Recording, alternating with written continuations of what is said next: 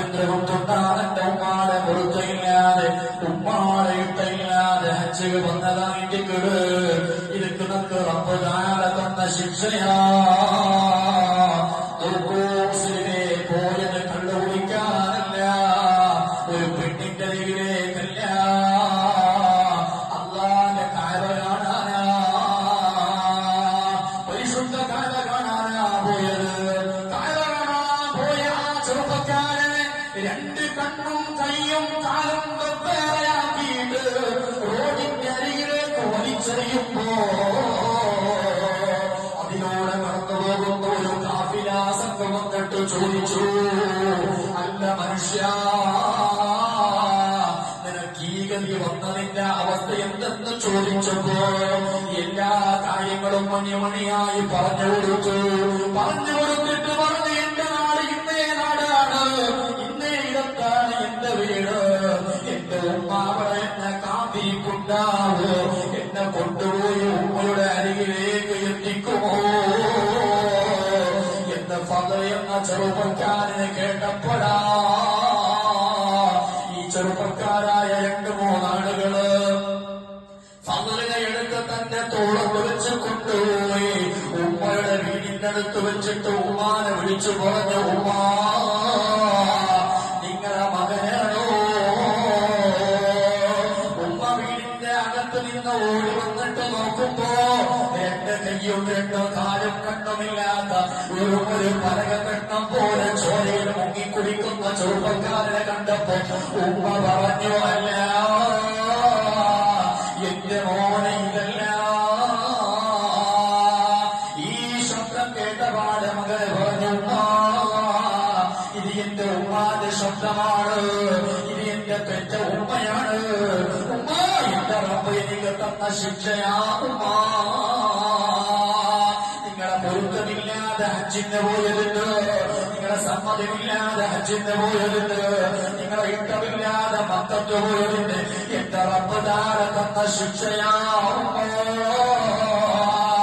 എന്ന് പറഞ്ഞുകൊണ്ട് ആ ചെറുപ്പക്കാരനും പൊട്ടിക്കരയുമ്പോ ആലോചിക്കും, മുസ്ലിമേ, അല്ലാഹുവിന്റെ കഅബ കാണാനാ പോയത്, പരിശുദ്ധമായ ഹജ്ജ് ചെയ്യാനാ പോയത്. അവിടെ പോകണമെങ്കിലും എന്റെ ഉമ്മാന്റെ പൊരുത്തപ്പാടോ, അത് വിട്ടിട്ട് ഉമ്മയറിയാതെ ഉമ്മാന്റെ വിലയറിയാതെ വാപ്പാക്ക് കവർ കൊടുക്കാതെ സ്ഥാനം കൊടുക്കാതെ ഉമ്മനെയും പാപ്പനെയും ധിക്കരിക്കുന്ന എന്റെ പ്രിയപ്പെട്ട മനുഷ്യ, ദുനിയാവ് നമ്മൾക്ക് തീർന്നുപോയി, ആഖിറത്തിലും നാളെ രക്ഷയില്ല. ഹബീബ് മുഹമ്മദ് റസൂലുള്ളാഹ് സ്വല്ലല്ലാഹു അലൈഹി വസല്ലം. അല്ലാഹു ഉമ്മാവാപ്പാന്റെ പൊരുത്തം തരുന്ന മക്കൾ നമ്മളെ പെട്ടട്ടെ.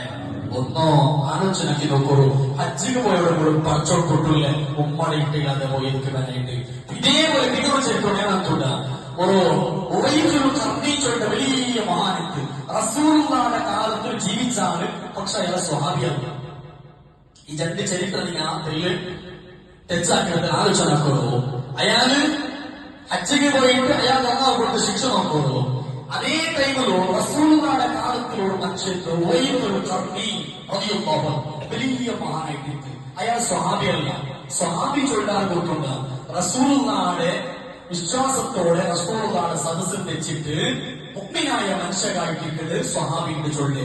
ഇയാൾക്ക് ഓർക്ക പോലും റസൂലുള്ളാഹിയെ കാണുക, റസൂലുള്ളാഹിയുടെ സദസ്സിൽ ദയിക്കുക തീരിക്കില്ല. ആ മനുഷ്യരായിട്ട് മഹാനായ ഉവൈബുൽ ഖർനി റളിയല്ലാഹു അൻഹു.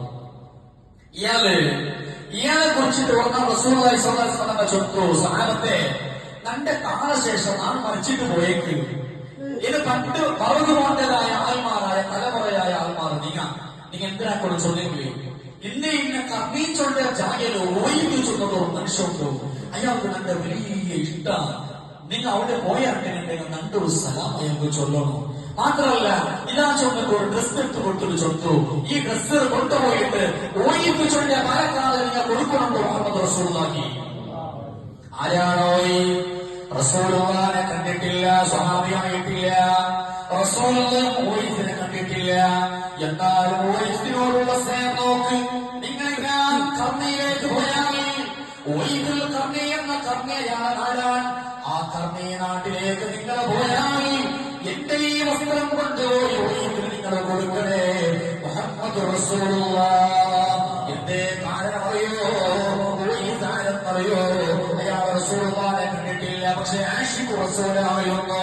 നബിയെ വല്ലാതെ ഇഷ്ടപ്പെട്ട ആളായിരുന്നു.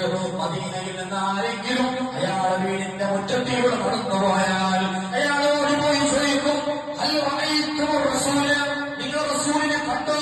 ഞാൻ അതേ നിങ്ങൾ കണ്ടു എന്ന് പറഞ്ഞാൽ അവർ കെട്ടിപ്പിടിച്ചിട്ട് രണ്ട് കണ്ണിന്റെ ഇടയിലുള്ള നെറ്റി